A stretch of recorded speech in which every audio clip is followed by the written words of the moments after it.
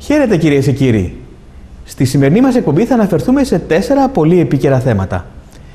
Με όχημα την Εγνατία τηλεόραση και μέσα από την εκπομπή Αφετηρία θα κάνουμε ένα ακόμα δρομολόγιο στο χρόνο και στην ιστορία. Από πότε? Από το 1878 μέχρι και σήμερα. Η πρώτη μας στάση θα είναι ένα ιστορικό θέμα.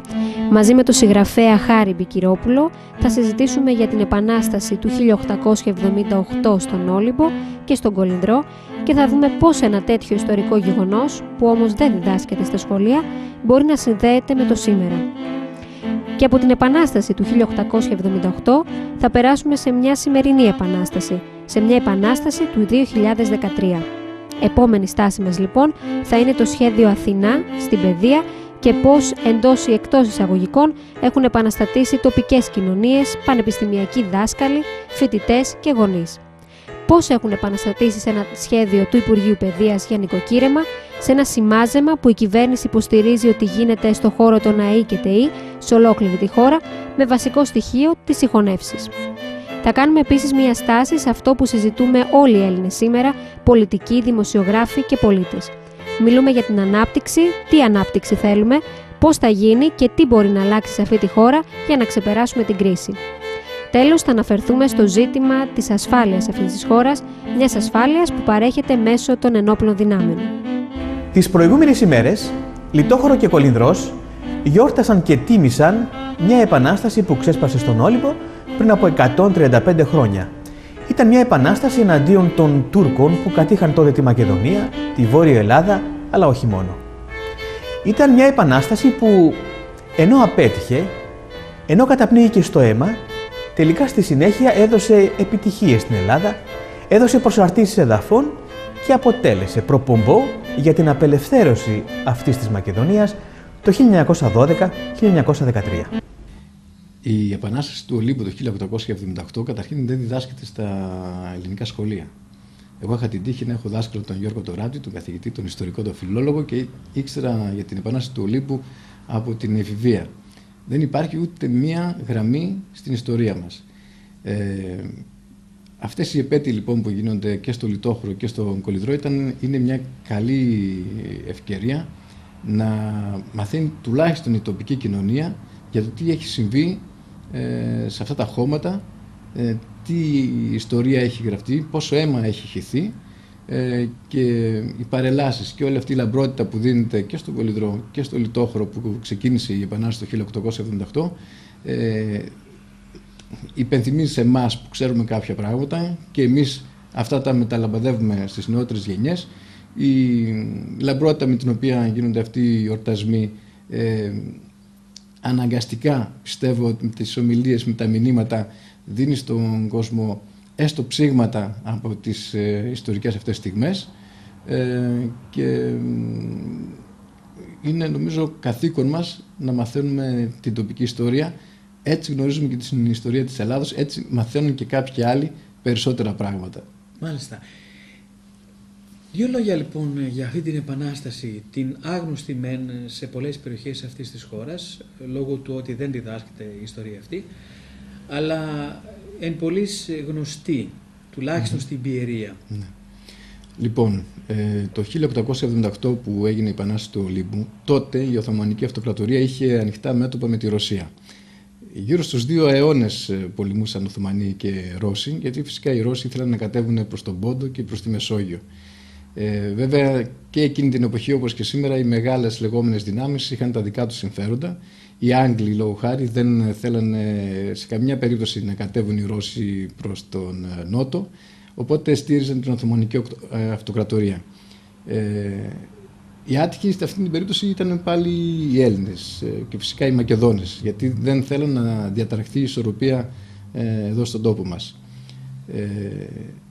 Ενώ η υπόλοιπη μισή Ελλάδα είχε απελευθερωθεί, η Μακεδονία πέρασαν άλλα 90 χρόνια, κοντά στα 500 χρόνια σκλαβιάς. Αλλά πρέπει να ξέρουμε ότι ένα από τα δύο μεγάλα αρματολίκια, ένα της Ελλάδος, ένα στην Πελοπόννησο και ένα στον Όλυμπο, ήταν από την αρχή της Οθωμανικής κατοχής. Και με την περίφημη οικογένεια των Λαζαίων στη Μιλιά, που αυτοί δώσαν 400 θύματα στον αγώνα για 2 αιώνες. Λοιπόν, είναι πράγματα αυτά τα οποία δεν γνωρίζουμε, δεν γνωρίζει ο πολύς ο κόσμος. Τα απελευθερωτικά κινήματα υπήρχαν. Στον Ρωσοτουρκικό πόλεμο του 1877-78 βρήκαν μια ευκαιρία οι βαλκανικές χώρες, Βοσνία, Ερζεγοβίνη, Σερβία, Βουλγαρία, να ξεσηκωθούν εναντίον των Οθωμανών. Ήταν και μια κίνηση αντιπερισπασμού ο Ρωσοτουρκικός πόλεμος. Όταν έβλεπες να γίνονται οι μάχες επάνω προς τον Πόντο, πιο εύκολα θα μπορούσες να κάνεις μια επανάσταση και να καρποφορήσει. Δηλαδή ήταν μια πολύ καλή ευκαιρία. Ήταν μια πάρα πολύ καλή ευκαιρία. Εκείνη την ευκαιρία η Ελλάδα την έχασε πάλι, γιατί πίεζαν, όπως είπαμε, οι Άγγλοι για να μην μπούμε στο παιχνίδι. Η Ελλάδα ήταν αμέτωχη και ουδέτερη, ουσιαστικά σε εκείνον τον Ρωσοτουρκικό πόλεμο. Όμως η δίψα για ελευθερία των Μακεδόνων της περιοχής, της Πιερίας και των ελεύθερων του Ολύμπου, γιατί ο Όλυμπος ήταν πάντοτε ελεύθερος, ήταν το καταφύγιο των ελεύθερων ψυχών, προχώρησαν στην Επανάσταση. 40 χωριά, οι εκπρόσωποι 40 χωριών της Πιερίας και η επαναστατική κυβέρνηση που ορίστηκε τότε στις 19 Φεβρουαρίου του 1878 κήρυξαν την Επανάσταση. Η πρώτη κίνηση που έκανε η προσωρινή εκείνη κυβέρνηση της Μακεδονίας ήταν να στείλει την προκήρυξη, το μανιφέστο στους προξένους της Θεσσαλονίκης των κρατών Αγγλίας, Γαλλίας, Γερμανίας και Αμερικής και Ιταλίας, αν δεν κάνω λάθος, και ανακήρυξαν την ανεξαρτησία της Μακεδονίας, την επανάσταση κατά του Σουλτάνου, γιατί δεν υπήρχαν άλλα περιθώρια από την καταπίεση που ζούσαν και από τη δίψα για ελευθερία προχώρησαν σε αυτήν την επανάσταση. Το κυρίαρχο στοιχείο της αποτυχίας αυτής της επανάστασης. Όσο η Ελλάδα καθόταν στο περιθώριο ουδέτερη, παρακολουθώντας τις εξελίξεις και δεν έμπαινε στη μάχη μαζί με τις άλλες βαλκανικές χώρες εναντίον της Οθωμανικής Αυτοκρατορίας, υπήρχαν κάποια κινήματα και στον Όλυμπο που πίεζαν την κυβέρνηση για να μπει στον πόλεμο. Είχαν γίνει μεγάλα συλλαλητήρια στην Αθήνα. Πιέστηκε η τότε κυβέρνηση, έγιναν απανωτές αλλαγές κυβερνήσεων ώστε να μπει στον αγώνα, και έτσι πραγματικά έγινε με την κυβέρνηση Κουμουνδούρου, που άλλαξε στάση και μπήκε στην μάχη. Όμως όταν ο ελληνικός στρατός ξεκίνησε από την Αθήνα να έρθει να βοηθήσει την Επανάσταση, ήδη 19 Φεβρουαρίου το 1878 είχε λήξει ο Ρωσοτουρκικός πόλεμος και ο στρατός είχε φτάσει περίπου στη Λαμία. Δεν προχώρησαν προς τα επάνω να έρθουν στον Όλυμπο για να ενισχύσουν τα τμήματα τα επαναστατικά εδώ πέρα. Βέβαια, 15 Φεβρουαρίου, νωρίτερα 4 ημέρες, είχαν έρθει 2 πλοία στην πλάκα Λιτοχώρου, κατέβασαν πολεμοφόδια, όπλα και 500 άντρες. Αυτοί ενώθηκαν στο Λιτόχωρο, στο μετόχι, στο μοναστήρι του Αγίου Δινησίου, με τους ντόπιους της Πιερίας που πήγαν να πάρουν όπλα, και ξεκίνησε η Επανάσταση. Απελευθερώθηκε η Πιερία μέχρι και τον Κολυνδρό, μέχρι και τον Αλιάκμονα. Ταυτόχρονα 20 Φεβρουαρίου κηρύσσει την Επανάσταση που ονομάστηκε Ανταρσία από τον επίσκοπο Κίτρος, τον Νικόλαο Λούση. Έδιωξαν και από εκεί και από τον Κολυνδρό τους Τούρκους. Πάλι είχε συμβεί ένα γεγονός με Έλληνες οι οποίοι βοήθησαν τους Τούρκους.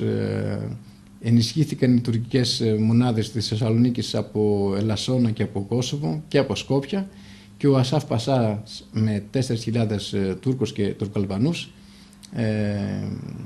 χτύπησε και την Κατερίνη και το Λιτόχωρο και τον Κολυνδρό, τις κατέκαψε, η Επανάσταση πνίγηκε στο αίμα, 12 χωριά της Πιερίας είχαν λαιλατηθεί, εκατοντάδες οι νεκροί και όλος ο πληθυσμός από τις παρολίμπιες περιοχές αλλά και του Κολυνδρού, που ήταν γύρω στις 2.500 με 3.000 στον Κολυνδρό, άλλες τόσες χιλιάδες από τον Όλυμπο, είχαν φύγει προς τα Πιέρια, προς τη Θεσσαλία και για να γλιτώσουν.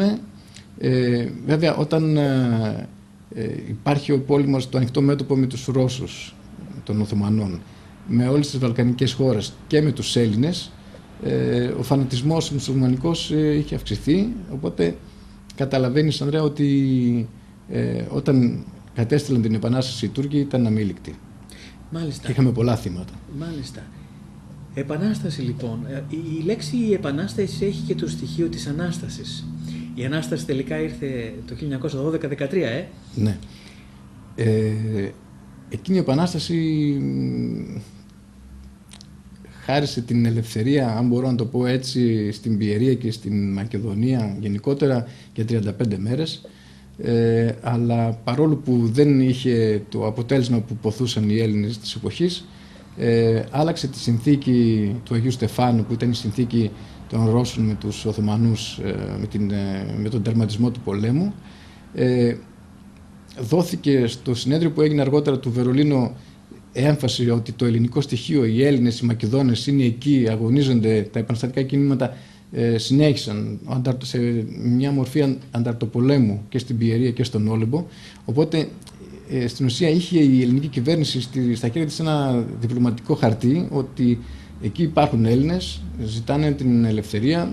Στο μοίρασμα που έγινε των χωρών με τις συνθήκες και ιδιαίτερα στη συνθήκη του Βερολίνου, ο καθένας από τις μεγάλες δυνάμεις και από τους Οθωμανούς μετά και τους Ρώσους αλλά και οι Άγγλοι πήραν τις χώρες ή τις περιοχές που θέλανε για να στηρίξουν έτσι και τα συμφέροντά τους, και η Ελλάδα ευτύχησε να πάρει την Θεσσαλία και την Άρτα από την Ήπειρο. Δηλαδή η Επανάσταση του 1878 στον Όλυμπο μπορεί να μην είχε άμεσα αποτελέσματα, προσαρτήθηκε όμως ένα ακόμη αρκετά σημαντικό κομμάτι στην υπόλοιπη ελεύθερη Ελλάδα, και οι Έλληνες της Μακεδονίας συνέχισαν τον αγώνα, συνέχισαν πάλι τον Αρτατοπόλεμο μέχρι το 1912-13 με τη Μεγάλη Προέλαση, που αποκτήσαμε την ελευθερία μας, που γιορτάσαμε πριν μερικούς μήνες.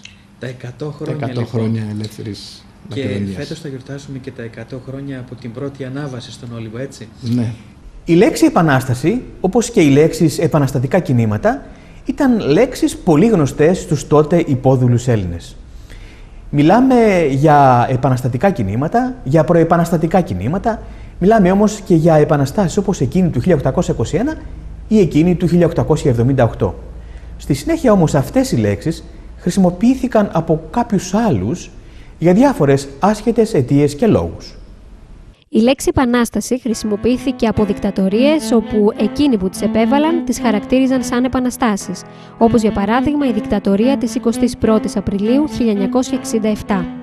Η λέξη επανάσταση χρησιμοποιείται ακόμη και στις μέρες μας από τρομοκράτες, όπως είναι για παράδειγμα η τρομοκρατική οργάνωση Επαναστατικός Αγώνας.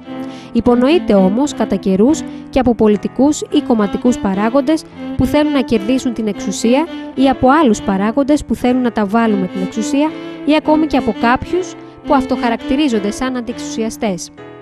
Το ερώτημα όμως είναι, ποια είναι η διαφορά μεταξύ των επαναστάσεων, για παράδειγμα του 1821 ή του 1878, με κάποιες παλιότερες ή σημερινές επαναστάσεις? Και ποια είναι η διαφορά εκείνων των επαναστατών με κάποιους παλιότερους ή σημερινούς, εντός ή εκτός εισαγωγικών, επαναστάτες? Ποιοι είναι οι αληθινοί επαναστάτες και ποιοι είναι οι ψευτοεπαναστάτες, αλλά και ποιοι είναι επαναστάτες με αιτία και ποιοι είναι επαναστάτες χωρίς αιτία? Κατά το Χάρη Κυρόπουλο, το ουσιαστικό στοιχείο των επαναστάσεων είναι η διεκδίκηση της ελευθερίας από κατακτητές. Οι επαναστάσεις όπως νοούνται και όπως εορτάζονται είχαν ως απότερο σκοπό και στόχο την ελευθερία από την καταποίηση των Οθωμανών, και αν το γενικεύσουμε, κάθε επανάσταση γίνεται εναντίον των κατακτητών. Η επανάσταση που μπορεί να χρησιμοποιούν ως σημαία κάποια κινήματα ή οι τρομοκράτες όπως ανέφερες, γίνονται για ιδεολογικούς σκοπούς, για να πετύχουν κάποιες άλλες ισορροπίες για την εξουσία και όπως συζητούσαμε λίγο νωρίτερα, στις επαναστάσεις εντός εισαγωγικών των τρομοκρατών δεν θυσιάζονται οι ίδιοι αλλά αθώοι πολίτες. Οι Έλληνες, οι επαναστάτες του Λιτοχώρου και της Πιερίας και του Ολύμπου και του Κολυνδρού θυσίασαν τη ζωή τους για την ελευθερία. Από την Επανάσταση του 1878 που αναφερθήκαμε προηγουμένως, θα πάμε σε μια άλλη επανάσταση, εντός εισαγωγικών βέβαια επανάσταση. Είναι μια επανάσταση που συμβαίνει σήμερα, τώρα, το 2013. Θα πάμε λοιπόν σε μια επανάσταση που έχει σχέση με το χώρο της παιδείας, με το σχέδιο Αθηνά, με το σχέδιο για την ανώτατη παιδεία. Όπως είναι γνωστό, τις προηγούμενες δεκαετίες, δήμαρχοι, βουλευτές, νομάρχες, υπουργοί και υφυπουργοί, άλλοι τοπικοί παράγοντες, θέλοντας να ενισχύσουν οικονομικά το νομό τους, έκαναν παρεμβάσεις και ιδρύονταν τμήματα ΑΕ και ΤΕΗ, έτσι άναρχα, χωρίς δηλαδή να υπάρχει ένα συνολικό σχέδιο. Και τώρα που φτάσαμε στην κρίση, έρχεται η ελληνική πολιτεία και οργανώνει ένα σχέδιο, το σχέδιο Αθηνά, και κάνει συμπτύξεις και συγχωνεύσεις και καταργήσεις τμήματων. Το αποτέλεσμα θα είναι να μπει μεν μια τάξη, αλλά να μετακομίσουν εκατοντάδες καθηγητές και χιλιάδες σπουδαστές και φοιτητές, οι οποίοι τώρα έχουν επαναστατήσει και πιέζουν για να μην εφαρμοστεί στην περιοχή τους το σχέδιο Αθηνά. Κοντά σε αυτούς έχουν επαναστατήσει και τοπικές κοινωνίες, δήμαρχοι, περιφερειάρχες και βουλευτές και ζητούν να μην εφαρμοστεί στην περιοχή τους αυτό το σχέδιο. Για το σχέδιο Αθηνά και για το πόσο θα επηρεάσει καθηγητές, φοιτητές αλλά και τους σημερινούς υποψηφίους των πανελλήνων εξετάσεων, καθώς επίσης και τις βάσεις εισαγωγής, μίλησε στην κάμερα της εκπομπής ο Διευθυντής της Διεύθυνσης Δευτεροβάθμιας Εκπαίδευσης Πιερίας, κ. Γιάννης Κασταρίδης. Η εισαγωγή των βάσεων είναι ένα προϊόν, ένα επιγέννημα το οποίο εξαρτάται από πολλούς και ποικίλους παράγοντες. Καταρχήν είναι η διάταξη που υπάρχει σήμερα με τις συγκεκριμένες σχολές στους συγκεκριμένους τόπους. Αυτό με το σχέδιο Αθηνά ανατρέπεται και μάλιστα σε κάποιες περιπτώσεις ανατρέπεται θεαματικά. Για παράδειγμα, οι μαθητές επιλέγουν τις προτιμήσεις τους με βάση όχι μόνο το περιεχόμενο σπουδών, το επίπεδο σπουδών, αλλά και τον τόπο των σπουδών τους, όσο εγκύτερα είναι στον τόπο τους. Αυτό τώρα ανατρέπεται, οπότε είναι λογικό, αναμενόμενο και φυσικό να επηρεάσει τις βάσεις εισαγωγής. Από την άλλη μεριά όμως θα έλεγα ότι ο πιο αποφασιστικός παράγων που επηρεάζει τις βάσεις εισαγωγής και στα ΤΕΗ και στα ΑΕΗ είναι ο βαθμός δυσκολίας των θεμάτων. Παρατηρήθηκε ότι όσο πιο δύσκολα είναι τα θέματα, τόσο οι βάσεις παραμένουν σταθερές και πέφτουν. Όταν όμως τα θέματα είναι εύκολα, τότε οι βάσεις ανεβαίνουν στα ύψη. Θέλω να πω δηλαδή, πέρα από το σχέδιο Αθηνά, το οποίο θα προκαλέσει πολλές και ποικίλες αλλαγές στις προτιμήσεις των υποψηφίων και κατά συνέπεια θα διαμορφώσει και τις βάσεις εισαγωγής, ένας άλλος παράγων πιο αποφασιστικός είναι ο βαθμός δυσκολίας των θεμάτων. Και είναι κάτι, ξέρετε, που δεν μπορούμε να το αποφύγουμε. Δεν μπορούμε να πούμε δηλαδή ότι θα βάζουμε θέματα κάθε χρόνο το ίδιο σταθερά, το ίδιο σοβαρά ή το ίδιο δύσκολα ή το ίδιο εύκολα. Είναι ένας παράγων που ποικίλει και μεταβάλλεται. Δεν μπορούμε να το προβλέψουμε. Τώρα, με το σχέδιο Αθηνά, τι γίνεται με εκείνους φοιτητές που εκ των πραγμάτων είναι αναγκασμένοι να μετακομίσουν σε άλλη πόλη για να συνεχίσουν από εκεί τις σπουδές τους? Τι γίνεται και πώς αντιμετωπίζουν αυτοί οι φοιτητές αυτή τη μεγάλη αλλαγή της ζωής τους, εν μέσω μάλιστα πολύ μεγάλης οικονομικής κρίσης? Αυτή η μεγάλη ανατροπή, γιατί περί ανατροπής πρόκειται, θα αποδειχθεί εξαιρετικά οδυνηρή και άδικη, θα έλεγα. Γιατί ένας φοιτητής που φέτος μπήκε στα ΤΕΗ επέλεξε τη σχολή του με βάση τον τόπο στον οποίο έχει έδρα αυτή η σχολή. Και αυτό το επέλεξε κάνοντας τους υπολογισμούς του και αφού έβαλε στη σειρά και τα οικονομικά δεδομένα, πέρα βέβαια από το περιεχόμενο σπουδών, το τι ήθελε να σπουδάσει κλπ. Και τώρα αυτό ανατρέπεται και το θεωρώ εξαιρετικά άδικο.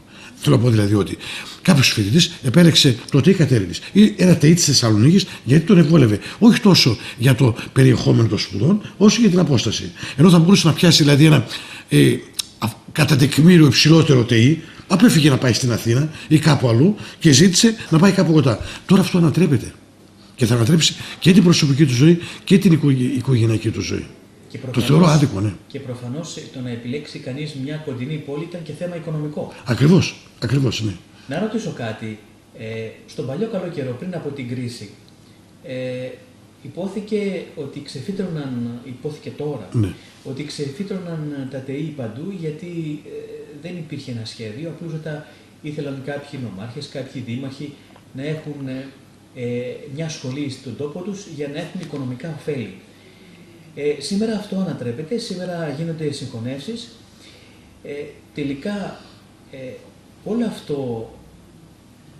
αυτό το σχέδιο, μάλλον το μη σχέδιο που υπήρξε και που σήμερα συμμαζεύεται, πώς το σχολιάζετε? Ναι. Αυτό που είπατε, κύριε Γαλανέ, είναι αλήθεια. Ότι ο καταστατικός και ο γραφικός χάρτης των ΤΕΗ δεν έγινε με βάση κάποια επιστημονικά αντικειμενικοποιημένα και εξορθολογισμένα κριτήρια. Παρά έγινε για τους λόγους που αναφέρατε προηγουμένως, επειδή ήταν αίτημα της τοπικής κοινωνίας ή του τάδε βουλευτή ή του τάδε παράγοντα, ο οποίος είχε κάποιο πέρασμα στην κεντρική εξουσία. Δυστυχώς αυτό έγινε.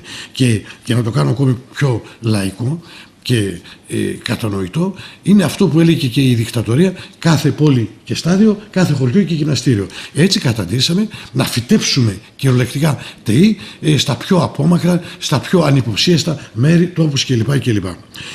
Η αλήθεια είναι ότι το σχέδιο Αθηνά προσπαθεί να βάλει τάξη και λογική στην μη λογική που υπήρχε, στον παραλογισμό που υπήρχε κατά το παρελθόν. Δηλαδή, φυτεύτηκαν ΤΕΗ χωρίς σύστημα και σειρά, χωρίς να συνδέονται με κάποιο κεντρικό ΤΕΗ κλπ. Παρά μόνο με τις ανάγκες που αναφέρατε και προηγουμένως. Πράγματι, λοιπόν, χρειάζεται ένας εξορθολογισμός των πανεπιστήμιων, των ΝΑΗ και των ΤΕΗ. Πού θα κάνουμε ΤΕΗ, γιατί θα κάνουμε, ποιες σχολές θα κάνουμε κλπ. Και σου πω και κάτι. Και δεν χρειαζόταν και τόσα πολλά ΤΕΗ. Αν δείτε, τα περισσότερα από αυτά θα μπορούσαν να ικανοποιηθούν σε ένα επίπεδο μεταπτυχιακών σπουδών. Δεν χρειαζόταν τόσες πολλές σχολές, τόσες πολλά ΤΕΗ και τόσα πολλά ΑΕΗ. Ίσως στην Ελλάδα, ξέρετε, είμαστε της υπερβολής. Όποιες αποφάσεις παίρνουμε, τις παίρνουμε κατά τρόπο βίαιο. Δηλαδή, εκεί που ήμασταν στο απότατο άκρο της ραστόνης, της χαλάρωσης, της πλαδαρότητας, τώρα προσπαθούμε κατά τρόπο βίαιο να περάσουμε στον εξορθολογισμό. Πιστεύω θα βρούμε το μέτρο. Και θέλω να πιστεύω ότι και το σχέδιο Αθηνά ικανοποιεί τέτοιους σκοπούς και τέτοιες επιδιώξεις. Δυστυχώς όμως φαίνεται ότι ακόμη και τώρα κάποιοι τοπικοί παράγοντες προσπαθούν με κριτήρια του παρελθόντος να διασώσουν το ΤΕΗ της χώρας τους κλπ. Ένα ακόμα ερώτημα. Επειδή ουσιαστικά τα ΤΕΗ και τα ΑΕΗ, τα πανεπιστήμια δηλαδή και τα τεχνολογικά εκπαιδευτικά ιδρύματα, όπου στείνονται, όπου εγκαθίσταται, εκεί ασφαλώς μαζεύεται και μια μεγάλη μάζα φοιτητών. Και ασφαλώς υπάρχουν και κριτήρια οικονομικής ανάπτυξης για μια περιοχή. Επειδή σήμερα ο κόσμος μαζεύτηκε στην Αθήνα, στη Θεσσαλονίκη, στις μεγάλες πόλεις, στην Πάτρα, θα βλέπατε ποτέ στο μέλλον κάποιες από αυτές τις σχολές να πηγαίνουν στην επαρχία για να αναζωογονηθεί η επαρχία, ή τελικά είναι μια λάθος σκέψη αυτό? Δεν είναι λάθος σκέψη. Δηλαδή, να σου πω ένα πρώτο γεγονός. Επί σειρά ετών η Γερμανία είχε την πρωτεύουσα, η Δυτική Γερμανία, του κράτους στη Βόνη. Μια πόλη των 200.000 δεν ήταν στην πρωτεύουσα η Βόνη κατέστη την πρωτεύουσα της Γερμανίας. Μια από τις μικρές πόλεις της Γερμανίας. Θέλω να πω δηλαδή ότι όχι μόνο τα πανεπιστήμια, αλλά και πολλά υπουργεία θα μπορούσαν να βρουν τη θέση τους και τον ρόλο τους στην επαρχία. Επίσης, να γίνω ακόμη πιο σαφής. Δηλαδή, το Πανεπιστήμιο της Αθήνας ή το Πανεπιστήμιο της Θεσσαλονίκης, το μεγαλύτερο πανεπιστήμιο, θα μπορούσε να λειτουργεί καλύτερα σε μια επαρχιακή πόλη. Αλλά το ζήτημα δεν είναι αυτό. Το ζήτημα είναι ότι εκεί που θα στηθεί αυτό το πανεπιστήμιο να είναι ολοκληρωμένο, να έχει τα εργαστήρια, να έχει τις βιβλιοθήκες. Δεν είναι κακό δηλαδή να φύγουν τα πανεπιστήμια και οι σχολές από την Αθήνα, τη Θεσσαλονίκη, τα μεγάλα αστικά κέντρα, τα οποία πλημμυρίζουν από κόσμο, από υπηρεσίες, από αυτοκίνητα κλπ. Δεν είναι κακό δηλαδή να φύγουν τα πανεπιστήμια έξω. Όπως ακόμη θα έλεγα και η πρωτεύουσα της χώρας μας. Δεν είναι απαραίτητο να είναι στην Αθήνα. Και γεωγραφικά θα τέριαζε να είναι κάπου στην κεντρική Ελλάδα. Και ένα τελευταίο ερώτημα. Αυτό το ερώτημα που θα σας θέσω είχε σχέση και με τον παλιό λεγόμενο καλό καιρό, αλλά και σήμερα στην κρίση. Πολλά από τα νέα παιδιά αγωνίζονται όταν είναι μαθητές λυκείου, ιδιαίτερα στην τρίτη λυκείου, για να μπουν στα πανεπιστήμια και στα ΤΕΗ. Γίνονται φοιτητές, με αγώνα και κόπο οι γονείς, ιδιαίτερα μέσα στην κρίση, και με αίμα δίνουν τα χρηματάκια τους για να μπορέσουν να σπουδάσουν τα παιδιά. Και φτάνει η ώρα που παίρνουν το πτυχίο τους και περνάνε χρόνια και χρόνια για να μπορέσουν να πιάσουν μια δουλειά. Πώς το κρίνετε αυτό, πώς το σχολιάζετε αυτό, τι μπορεί να γίνει ούτως ώστε πραγματικά το πτυχίο ενός παιδιού να έχει αξία και πώς θα μπορέσει να το αξιοποιήσει πρώτα για τον εαυτό του και μετά για να βρει μια κάποια δουλειά. Όχι αναγκαστικά στο δημόσιο, όχι αναγκαστικά στην εκπαίδευση. Ναι.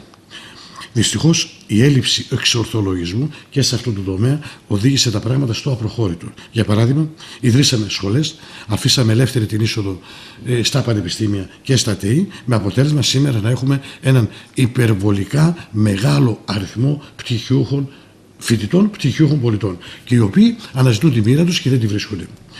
Και έχουμε αυτά τα προβλήματα που έχουμε. Είναι αλήθεια ότι χρειαζόμασταν λιγότερες σχολές και λιγότερους πτυχιούχους. Από εκεί μετά, θα πρέπει επιτέλους να συνδυάσουμε τις σπουδές με την αγορά εργασίας. Δηλαδή να διερευνήσουμε τι ανάγκες έχει η αγορά εργασίας και να κατευθύνουμε εκεί τους νέους πτυχιούχους. Από την άλλη μεριά, βέβαια, υπάρχουν οι ανθρωπιστικές σπουδές, τις οποίες δεν μπορείς να υποτάξεις σε αυτό το σχήμα, σε αυτή τη λογική. Γιατί οι ανθρωπιστικές σπουδές υπηρετούν άλλους σκοπούς. Οι ανθρωπιστικές σπουδές υπηρετούν τον άνθρωπο στη γενική του έννοια. Βεβαίως και θα πρέπει να υπάρχουν και τέτοιες σχολές που δεν θα υπακούν σε αυτή τη λογική. Αλλά το πλείστον των σχολών, οι πολυτεχνικές, οι φυσικομαθηματικές, οι τεχνικές σχολές, θα πρέπει να υπακούν σε αυτή τη λογική. Δηλαδή της αγοράς εργασίας. Θα πρέπει να συνδέσουμε δηλαδή τη μόρφωση με την αγορά εργασίας. Επίσης, θα πρέπει κάποτε να θέσουμε το ερώτημα.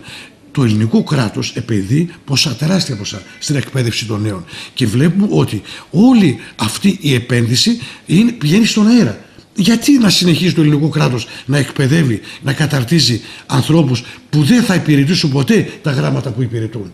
Είναι μια επένδυση δηλαδή, η οποία δεν είναι επένδυση. Είναι πεταμένα χρήματα, πεταμένα λεφτά.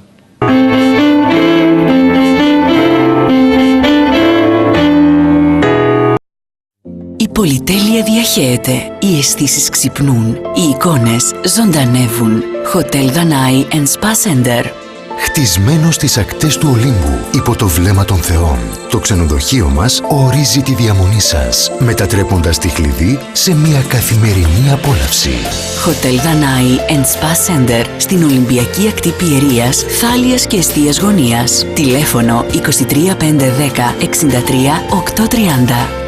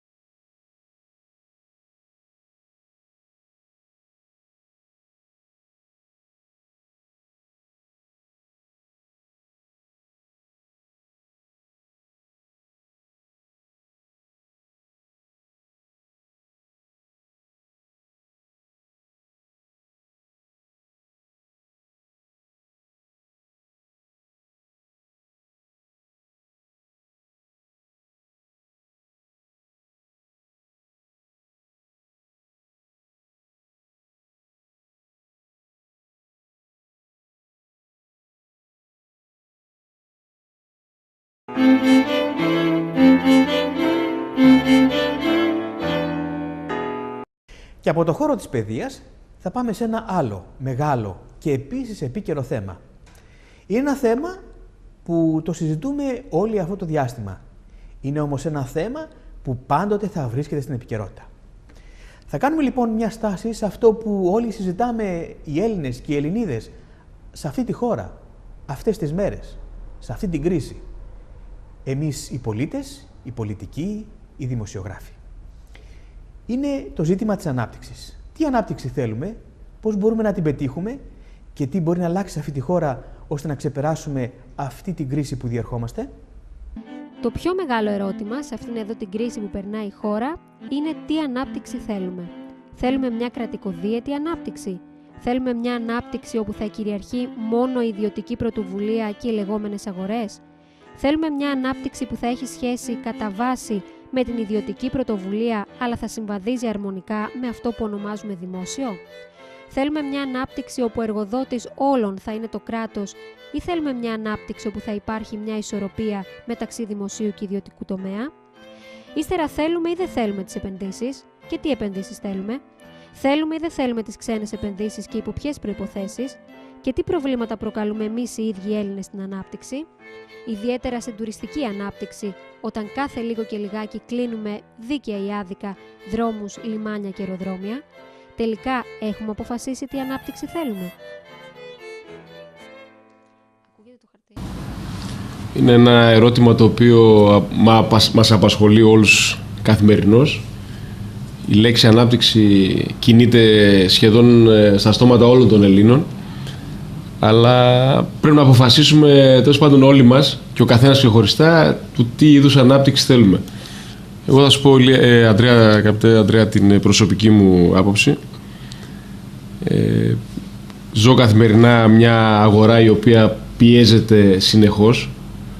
Κάθε κλάδος έχει τα δικά του προβλήματα, τα δικά του χαρακτηριστικά, τις δικές του παθογένειες.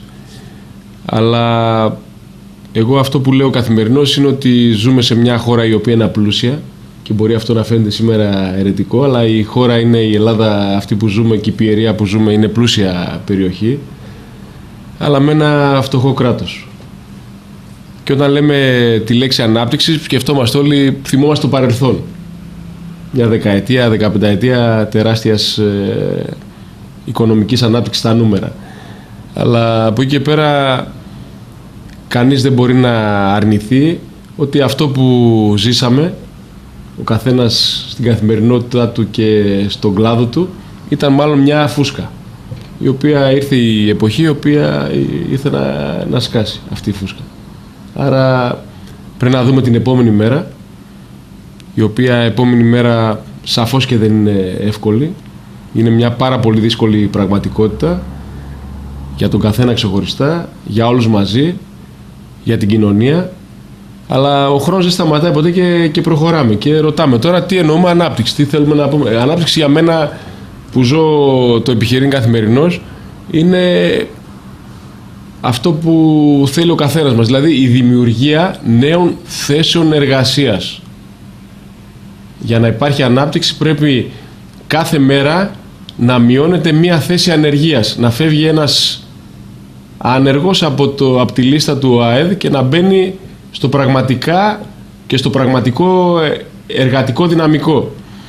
Και θέλω να πάω κατευθείαν στο θέμα. Τι εννοούμε θέσεις εργασίας? Εγώ βλέπω καθημερινώς ότι υπάρχει πολλοί κόσμος που στρέφεται στον πρωτογενή τομέα. Στην περιοχή που ζούμε. Τι εννοούμε πρωτογενή τομέα? Εννοούμε την αγροτική παραγωγή, εννοούμε την κτηνοτροφία, εννοούμε την αλεία. Είναι μια και τη γεωργία. Πρωτογενής, η αγροτική παραγωγή, η γεωργία, η οποία τουλάχιστον σε ό,τι αφορά την Πιερία και την κεντρική Μακεδονία παράγει προϊόντα τα οποία έχουν ζήτηση πανευρωπαϊκώς και παγκοσμίως. Δηλαδή προϊόντα τα οποία είναι πολύ καλά ποιοτικός, άρα αν αυτά μεταποιηθούν σωστά, τότε μπορεί να γίνει και μια εξαγωγή η οποία θα φέρει πλούτο στον τόπο. Λέμε τώρα το παράδειγμα του ακτινιδίου, μια παραγωγή η οποία έχει 20 και πλέον χρόνια. Γιατί ακόμα τα προϊόντα μας όμως σε αυτό το κομμάτι είναι λίγο ακριβά? Να βλέπουμε λίγο το ακριβό ή το φθηνό. Τώρα λέμε για το κρέας και τώρα προκύπτει ότι στο IKEA, μια μεγάλη παγκόσμια πολυεθνική αλυσίδα, στα μπιφτέκια υπήρχε κρέας αλόγου. Δεν ξέρω αν ισχύει ή όχι, αλλά το κόστος πολλές φορές μειώνεται και με χαμηλότερη παραγωγή. Πού θέλω να καταλήξω? Ότι υπάρχει κοινό σε όλο τον κόσμο όμως, το οποίο μπορεί να πληρώσει ένα καλό ποιοτικά προϊόν, το οποίο θα εξαχθεί σωστά. Δηλαδή η συσκευασία, το προϊόν πρώτα απ' όλα, αυτό να είναι σωστό, ποιοτικό. Υπάρχει πολλής κόσμος σε όλο τον κόσμο, μην βλέπουμε τώρα το κοινό των 10 εκατομμυρίων Ελλήνων. Υπάρχει ένας κόσμος 5,5 δις σε όλο τον κόσμο. Μια Κίνα η οποία αναπτύσσεται ραγδαιότατα. Μια Ρωσία η οποία πριν 15 χρόνια είχε βγει από ένα κράχ και τώρα είναι παντοδύναμη. Και λένε όλοι αγορά της Ρωσίας. Ναι, βέβαια. η οποία αγορά της Ρωσίας είναι η πλεονεκτική αγορά για μας. Δηλαδή για τα προϊόντα της πιερίας, τα κτηνίδια, τα ροδάκινα της ημαθίας και της πέλας και ούτω καθεξής. Άρα παράγεις το σωστό προϊόν με τις προδιαγραφές τις οποίες πρέπει να παράγεις. Εμείς δεν έχουμε τις τεράστιες εκτάσεις, άρα δεν πάμε για την υπερπαραγωγή, πάμε όμως για την πολύ ποιοτική παραγωγή. Και βλέπω και χαίρομαι πραγματικά ότι το ακτινίδιο, βλέπω καθημερινώς παραγωγούς που μου λένε ότι το προϊόν έχει ζήτηση, και αυτό είναι το ζητούμενο. Σε οτιδήποτε γίνεται, εσύ εργάζεσαι σε ένα τηλεοπτικό σταθμό, το ζητούμενο είναι ο σταθμός να έχει ακροαματικότητα, θεαματικότητα. Για να μπορεί να υπάρχει και αντίστοιχη διαφημιστική δαπάνη. Αν όμως δεν έχει ζήτηση στο προϊόν, τότε θα είναι μηδέν η διαφημιστική δαπάνη. Μάλιστα. Είναι ξεκάθαρο το θέμα. Αν το προϊόν έχει ζήτηση, τότε θα έρθει και ο πελάτης. Εκείνο που θέλω να ρωτήσω θα έρθει και το κέρδος. Και θέλω να πάω και συγγνώμη που σε διακόπτω τώρα στην τεράστια συμφωνία αυτή που κλείστηκε με την εταιρεία Philip Morris και αφορά τα καπνά. Εμείς, η πιερία που έχει ένα πάρα πολύ ποιοτικό προϊόν, έχει την θέση την οποία ζητάει η αγορά. Δηλαδή το προϊόν που θέλει η αγορά. Η Philip Morris είναι μια παγκόσμια δύναμη. Δεν κάνουμε διαφήμιση τώρα. Ναι. Εκείνο που θέλω και αυτό έχει να κάνει με τους. Συγγνώμη που σε ξαναδιακόπτω. Έχει να κάνει και με τη θεώρηση που πρέπει να έχουμε όλοι μας. Αν πιστεύουμε στην ελεύθερη οικονομία, πρέπει να πούμε ότι ναι, όντως αυτές οι δυνάμεις, οι μεγάλες στον χώρο, σε κάθε κλάδο του εμπορίου ή της παραγωγής, θέλουν να παίρνουν το προϊόν το δικό μας. Αυτό είναι το ζητούμενο. Αν πιστεύουμε ένα άλλο οικονομικό μοντέλο, τότε η κουβέντα είναι διαφορετική. Εγώ δεν την πιστεύω. Εγώ πιστεύω το προηγούμενο. Μάλιστα. Να ρωτήσω όμως, πώς μπορούμε αυτό να το πετύχουμε? Δηλαδή, τι κάναμε λάθος τα προηγούμενα χρόνια πριν από την κρίση? Τώρα τι βλέπουμε μέσα σε αυτή την κρίση? Βλέπουμε άραγε τα λάθη μας και τι από αυτά μπορούμε να διορθώσουμε? Ποιο είναι εκείνο που πρέπει να κατανοήσουμε απολύτως ως χώρα, ως πολίτες, ως λαός και ως πολιτική τάξη, η πολιτική μας, ούτως ώστε να κάνουμε μεταξύ μας μια συμφωνία και να πούμε πρέπει να γίνουν αυτά τα πράγματα για να έχουμε κάποια στιγμή και αυτά τα αποτελέσματα? Σίγουρα για να φτάσουμε σε αυτή την πολύ δύσκολη κατάσταση στην οποία ζει η χώρα καθημερινώς και για την τελευταία τριετία και πλέον, έχουν γίνει πολλά λάθη από πολλούς και από όλους. Γιατί εγώ ποτέ δεν λέω φταίει μόνο ο Ανδρέας και δεν φταίει ο Απόστολος ή δεν φταίει ο Χ. Φταίμε όλοι και από εκεί και πέρα ας αναλογιστεί ο καθένας το ποσοστό της ευθύνης. Έτσι ακριβώς. Πολύ σωστό. Τι λάθη κάναμε? Τα λάθη είναι ότι πιστέψαμε ότι μια ρευστότητα τεράστια που παρήχε το παγκόσμιο χρηματοπιστωτικό σύστημα αφορούσε μόνο εμάς. Δηλαδή, δανεικά, έτσι ακριβώς, όπως το λέμε. Πιστεύω ότι υπήρχε μια τεράστια διόγκωση του δημόσιου τομέα. Με ό,τι αυτό, εγώ σας το λέω κιόλας, επειδή ασχολούμαι σε ένα χώρο που είχε να κάνει με την δαπάνη, την καταναλωτική, την εμπορία των αυτοκινήτων,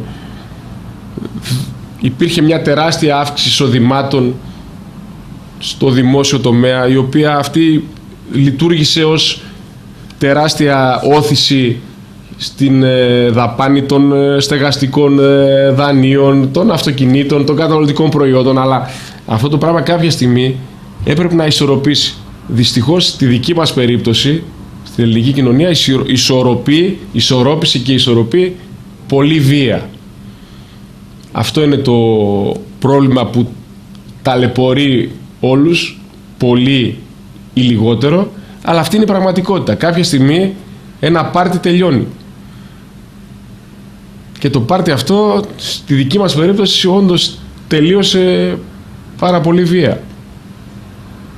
Θα ήθελα να ρωτήσω και ένα τελευταίο πάνω σε αυτό που μιλάμε για ανάπτυξη, για νέες επενδύσεις. Εδώ ας σταθούμε στη λέξη νέες επενδύσεις.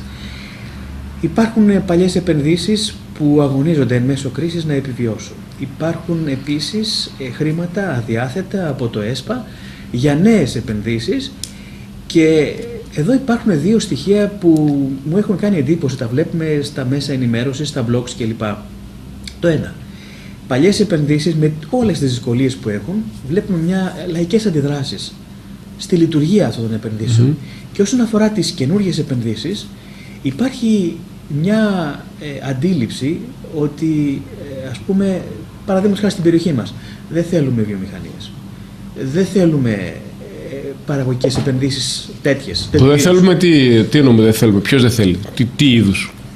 Μαθαίνω λοιπόν ότι σε διάφορες περιπτώσεις... Τώρα εγώ κάνω αντιστροφή το ρόλο. Λοιπόν, και μαθαίνω σε διάφορες περιπτώσεις με ανθρώπους που συζητώ και ρωτώ ή σε ανθρώπους που έχουν σχέση, υπηρεσιακοί παράγοντες στους τομείς ανάπτυξης αυτής της περιοχής μας, ότι κάποιοι άνθρωποι ήθελαν εδώ να έρθουν στην περιοχή μας και ευρύτερα στη Μακεδονία να επενδύσουν, είδαν όμως αυτή την αντίληψη και είπαν όχι, δεν χρειάζεται να επενδύσουμε εδώ, καλύτερα αλλού. Υπάρχει εξ αρχής, υπήρχε και ακόμα υπάρχει, το λέω κιόλας, ότι υπάρχει μια αρνητική προδιάθεση του κράτους συνολικά με την επιχειρηματικότητα. Δηλαδή αυτή η τεράστια γραφειοκρατία που σαφώς και δεν έχει τελειώσει, αυτό σίγουρα λειτουργεί ως εμπόδιο σε οποιονδήποτε θέλει να το... Εγώ δεν μιλάω ποτέ για άναρχη επιχειρηματικότητα, μιλάω για μια επιχειρηματικότητα. Δεν λέω ότι το κράτος πρέπει να είναι νυχτοφύλακας, αντίθετα πρέπει να λειτουργεί, αλλά να λειτουργεί όχι για να δημιουργούμε προσκόμματα συνεχώς και αντιδράσεις σε επενδύσεις οι οποίες μπορεί να προκύψουν. Εγώ θα σας πω τώρα, Ανδρέα, ένα τεράστιο παράδειγμα, το οποίο μας ακουμπάει σαν κατερινιώτες και πιερείς, που λέγεται Κάμπικ ΕΟΤ Σκοτίνας. Εγώ μεγάλωσα εκεί ως κατασκηνωτής ως παιδί και ως έφηβος και έχω τις καλύτερες αναμνήσεις και δεν το ξεχνάω ποτέ, και αυτό το Κάμπικ, το οποίο πρωτολειτουργήσε στις αρχές της δεκαετίας του 70, σχεδόν επί 20 χρόνια είναι ανενεργό. Φανταστείτε πόσες θέσεις εργασίας έχουν χαθεί από την περιοχή. Την περιοχή του Δήμου 2 Ολύμπου σήμερα, ή τότε Δήμου Ανατολικού, παλιότερα Ανατολικού Ολύμπου, ή της Πιερίας γενικότερα. Ακριβώς. Θυμάμαι ότι σε περιόδους ακμής πάνω από 10.000 κατασκηνωτές ζούσαν το καλοκαίρι εκεί πέρα και περνούσαν, και υπάρχουν παιδιά τα οποία και ακόμα έχω επαφή και θυμούνται την Πιερία και την Σκοτίνα και τον Όλυμπο με τις καλύτερες αναμνήσεις. Ένα παράδειγμα το οποίο μας ακουμπάει, ξαναλέω, όλους, και λέει ότι αυτός ο χώρος, ο ευλογημένος κάτω από τον Όλυμπο πάνω στην Εθνική Οδό, επί 20 σχεδόν χρόνια ήταν ανενεργός. Είναι ανενεργός ακόμα. Είναι ζήτημα ανατροπίας, είναι ζήτημα... Τι ζήτημα? Πιστεύω ότι ένα πολύ μεγάλο θέμα που ταλανίζει την ελληνική κοινωνία είναι η νοοτροπία. Δηλαδή το ότι σε πολλούς η επιχειρηματικότητα ξενίζει, όλα μας φταίνε, πρέπει να δούμε το προϊόν μας. Ο καθένας ό,τι κάνει, να κάνει τη δουλειά του καλύτερα. Εγώ ως επιχειρηματίας, εσύ ως δημοσιογράφος, ο παραγωγός ως παραγωγός, αυτός που παρέχει υπηρεσίες τουρισμού στο κομμάτι του. Όλοι μας να γίνουμε καλύτεροι, να παρέχουμε καλύτερο προϊόν, γιατί το brand που λέγεται Ελλάδα ποτέ δεν τελειώνει, είτε με κρίση είτε χωρίς. Το brand που λέγεται Όλυμπος, η ονομασία δεν τελειώνει ποτέ, αλλά αυτό πρέπει να το αναδείξουμε. Και να σου πω και κάτι άλλο, ότι και μια αγωνία που έχουμε όλοι. Λένε όλες οι προβλέψεις, εγώ δεν είμαι ειδικός, ότι φέτος προβλέπεται μια εξαιρετική τουριστική χρονιά. Και λέμε, μακάρι όλοι να γίνει αυτή, αλλά φοβόμαστε τον απρόβλεπτο παράγοντα. Χύψη ωμέγα, δεν θέλω να πω τίποτα παραπάνω. Το κακό εαυτό μας. Ναι, αυτό, ακριβώς αυτό, όπως το λες. Φαντάσου να ισχύσουν οι προβλέψεις και για κάθε 1 εκατομμύριο επιπλέον τουρίστες να έρχεται στο εθνικό ΑΕΠ άλλο 1 δις σε αυτές τις εποχές που οι περικοπές πέφτουν μαχαίρι. Είναι τρομερό αυτό το πράγμα. Δηλαδή τώρα λέμε ότι το μεγάλο μας κομμάτι είναι ο τουρισμός.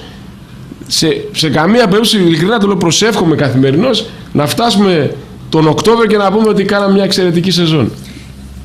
Η τελευταία ερώτηση. Αισιοδοξείς για αυτό το κομμάτι που λέγεται ανάπτυξη, για αυτό το κομμάτι που λέγεται τουρισμός? Δεν δικαιούμαι, λόγω και ηλικίας, λόγω ότι είμαι και πατέρας μικρών παιδιών, να κάνω πίσω. Άρα αισιοδοξώ. Δεν μπορώ να πω τίποτα άλλο. Πιστεύω πραγματικά ότι και ο τόπος ο δικός μας, εδώ που γεννηθήκαμε, εδώ που ζούμε, εδώ που πραγματικά τον αγαπάμε αυτόν τον τόπο, και αξίζει και παραπάνω και θα το έχει. Ό,τι και να γίνει, θα το έχει. Αλλά και η χώρα, Και η χώρα θα το έχει. Ναι, το πιστεύω πραγματικά. Το πιστεύω πραγματικά αυτό το πράγμα. Θα περνάμε δύσκολα και το λέω αυτό το πράγμα. Πιστεύω ότι περνάμε το δύσκολο κομμάτι τώρα και όταν σβαρνείς τον πάτο, κυριολεκτικά ματώνεις. Αυτό είναι το δύσκολο. Παντού ματώνεις. Πιστεύεις δηλαδή... Καθημερινώς το αισθάνομαι αυτό το πράγμα, ότι υπάρχει τεράστια πίεση παντού. Υπάρχουν και πολύ άσχημα θέματα. Παραδείγματος χάρη τώρα λέμε τώρα ότι μακάρι αύριο να λυθεί το θέμα του ΦΠΑ της εστίασης ή του πετρελαίου, το οποίο ταλαιπωρεί όλο τον κόσμο. Αυτά θα είναι τεράστια όθηση και στην ψυχολογία του κόσμου. Πιστεύεις δηλαδή ότι βρισκόμαστε ίσως ενδεχομένως λίγο πριν την άνοδο? Πιστεύω ότι βρισκόμαστε στο πιο σκοτεινό κομμάτι της νύχτας, αλλά μετά έρχεται η μέρα. Μετά πλησιάζει το χάραμα. Τελευταία στάση για σήμερα, σε αυτή τη διαδρομή που κάνουμε μέσα από την Εγνατία τηλεόραση και την εκπομπή Αφετηρία, τελευταία μας στάση θα είναι ένα θέμα, ένα σπουδαίο θέμα, ένα σοβαρό θέμα που έχει σχέση με την ασφάλεια αυτής της χώρας. Η ασφάλεια στα εξωτερικά μας σύνορα είναι ένα ζήτημα που παρέχεται μέσα από τις ένοπλες δυνάμεις. Το ερώτημα όμως είναι κατά πόσο αυτή η κρίση που διέρχεται αυτή η χώρα έχει αγγίξει το χώρο των ενόπλων δυνάμεων για τις περικοπές που έχουν γίνει. Και το πιο μεγάλο ζήτημα είναι κατά πόσο αυτή η κρίση έχει επηρεάσει και το ηθικό των στρατευμένων μας. Κατά τον αρχηγό στόλου Κωνσταντίνο Μαζαράκη Ενιάν, η υπόθεση του ηθικού των πληρωμάτων του πολεμικού ναυτικού και ευρύτερα των στρατευμένων, καθώς και του λαού ως συνόλου, είναι κάτι που το δημιουργούμε εμείς ανεξάρτητα από τις εξωτερικές συνθήκες. Στη δήλωση αυτή προέβη ο κύριος Μαζαράκης, επισκεπτόμενος το Δήμο Δίου Ολύμπου, αλλά και το Ναυτικό Μουσείο Λιτοχώρου.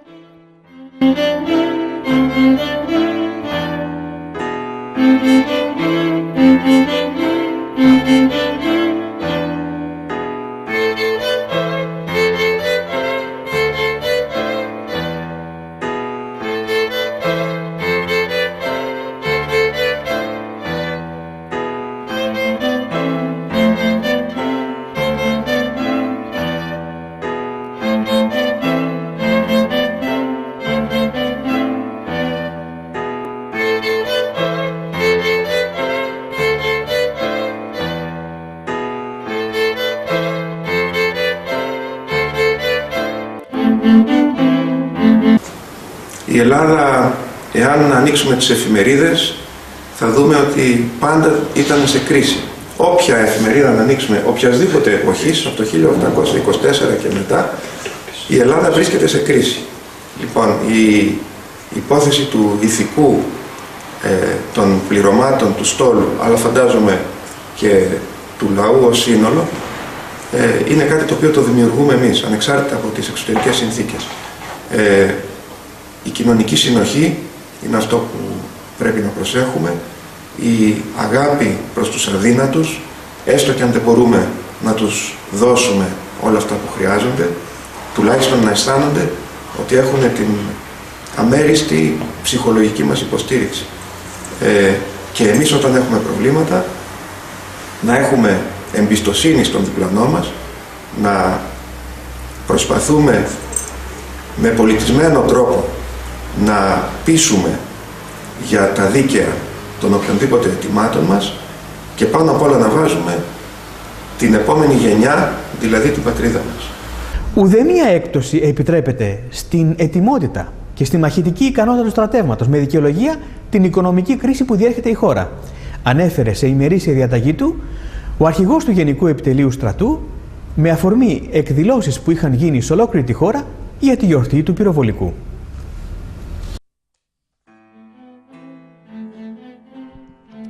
Στην ημερήσια διαταγή του, ο αρχηγός του Γενικού Επιτελείου Στρατού, απευθυνόμενος προς τους στρατευμένους, ανέφερε μεταξύ άλλων: «Είναι γνωστό ότι βρισκόμαστε σε περίοδο δυσχερούς οικονομικής κατάστασης, η οποία επηρεάζει πολυπίκυλα τόσο την πατρίδα μας όσο και τον καθένα μας ξεχωριστά. Η καθημερινότητα είναι σκληρή και αδυσόπιτη για πολλούς συμπατριώτες μας.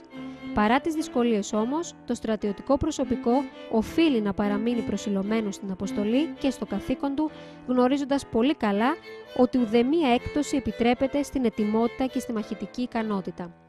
Για όλους εμάς που υπηρετούμε στον ελληνικό στρατό, η εξασφάλιση της στρατιωτικής ακεραιότητας και της εθνικής ανεξαρτησίας της πατρίδος μας αποτελεί χρέος τιμής προς την ελληνική κοινωνία, στην οποία πρέπει να εξασφαλίσουμε τις απαιτούμενες συνθήκες σταθερότητας και ασφάλειας για να αντιμετωπίσει με επιτυχία τη σημερινή δύσκολη κατάσταση. Σε αυτή την προσπάθεια καλείστε να συνεισφέρετε κι εσείς, αποδίδοντας με το έργο σας την αγάπη και την αναγνώριση του ελληνικού λαού, χάρη στις οικονομικές θυσίες του οποίου η πολιτεία σας εξασφάλισε τα τελειότερα οπλικά συστήματα. Σε εσάς απομένει να τα αξιοποιήσετε κατάλληλα, εργαζόμενοι με πάθος και ενθουσιασμό στο πεδίο της μάχης. Είμαι πεπισμένος ότι με εχέγγυα τον επαγγελματισμό σας, την πίστη σας στις στρατιωτικές αρετές, την αγάπη σας προς την πατρίδα και τη συναίσθηση του χρέους σας προς τους αθάνατους νεκρούς των αγώνων του έθνους, θα ανταποκριθείτε με επιτυχία στα καθήκοντά σας και τις προσδοκίες της ελληνικής πολιτείας και του ελληνικού λαού. Ανέφερε μεταξύ άλλων στην ημερήσια διαταγή του ο αρχηγός του Γενικού Επιτελείου Στρατού, απευθυνόμενος προς τους στρατευμένους. Το αν η κρίση έχει αγγίξει το ηθικό των στρατευμένων και το αξιόμαχο των ενόπλων δυνάμεων, αυτό ακριβώς το ερώτημα έθεσε η εκπομπή μας πριν από λίγες μέρες στον Υφυπουργό Εθνικής Άμυνας Δημήτρη Ελευσινιώτη, που επισκέφθηκε την Πιερία. Ο Δημήτρης Ελευσινιώτης, προτού οριστεί ως Υφυπουργός Εθνικής Άμυνας τον Ιούνιο του 2012, ήταν αξιωματικός του Ναυτικού. Έφτασε μάλιστα μέχρι το βαθμό του αντιναβάρχου, ενώ διετέλεσε και αρχηγός του Γενικού Επιτελείου Ναυτικού.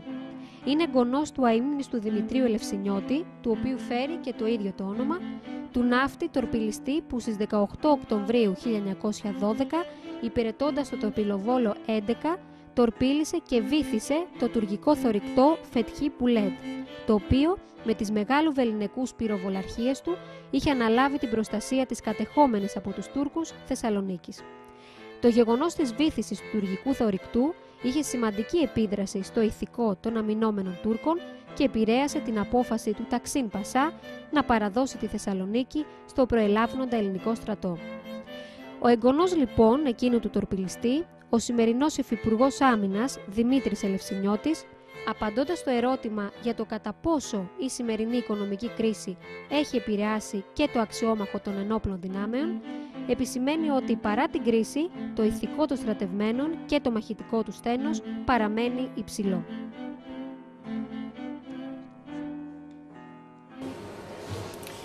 Οι ένοπλες δυνάμεις δεν αποτελούν κάτι ξεχωριστό από την ελληνική κοινωνία. Είναι ένα μέρος της ελληνικής κοινωνίας, επομένως η κρίση ναι, τους ακούμπησε, αλλά δεν έχει ακουμπήσει το ηθικό τους. Δεν έχει ακουμπήσει την αξιοπρέπεια, δεν έχει ακουμπήσει τη δυναμικότητα και την επιχειρησιακότητα των ενόπλων δυνάμεων. Ευχαριστώ. Φίλες τηλεθεάτριες, φίλοι τηλεθεατές, μια ακόμα εκπομπή έφτασε στο τέρμα της. Με όχημα την Εγνατία τηλεόραση και μέσα από την εκπομπή Αφετηρία κάναμε 4 στάσεις. Στην ιστορία, στην παιδεία, στην ανάπτυξη και σε αυτό που λέμε ασφάλεια αυτής της χώρας. Να είστε πάντοτε καλά. Γεια σας!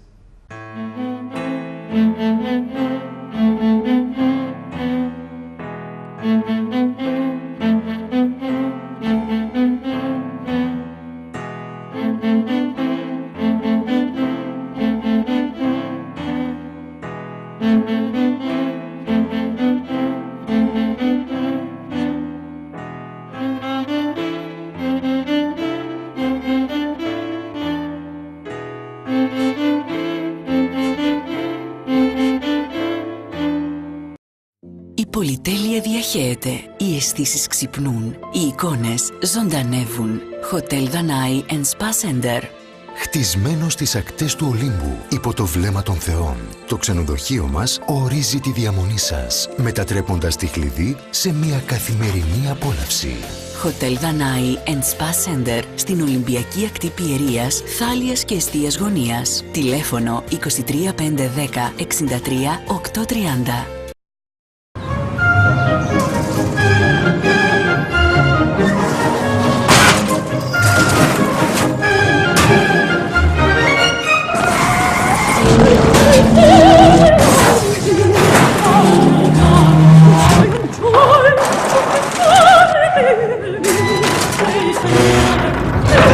Nissan Qashqai. Το ασφαλέστερο αυτοκίνητο που κατασκευάστηκε ποτέ.